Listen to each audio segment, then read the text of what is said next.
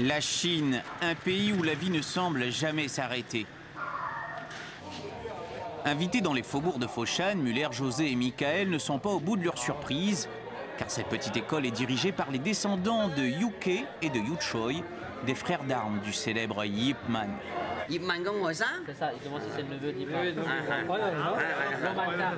Yip Man, qui n'est autre que l'oncle d'un des professeurs de Muller.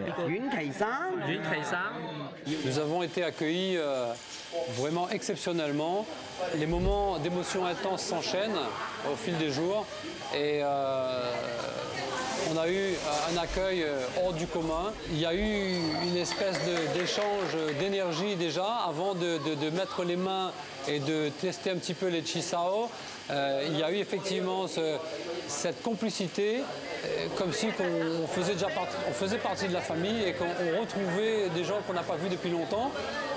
Vraiment, j'ai eu cette sensation très profonde, très sincère. Pendant toute la nuit, Chinois et Réunionnais vont échanger leurs connaissances, attentifs aux moindres détails des techniques démontrées de part et d'autre. Il y a de grandes écoles à Foshan, à Taïwan, à Hong Kong, mais c'est vrai que au détour d'une rue ou d'une ruelle, une invitation imprévue et c'est le choc. Et c'est là qu'en fin de compte, on récupère vraiment les vraies valeurs et les choses qu'on attendait peut-être à trouver ailleurs.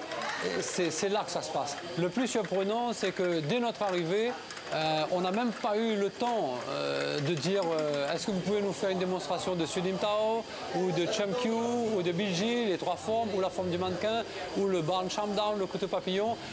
Tout était prêt, comme si qu'on nous attendait et ils nous ont vraiment fait le show et ça, franchement, bravo. Les présentations effectuées, des petits défis sont lancés pour jauger la valeur des différents Wing Chun. Les maîtres gardant un œil très observateur.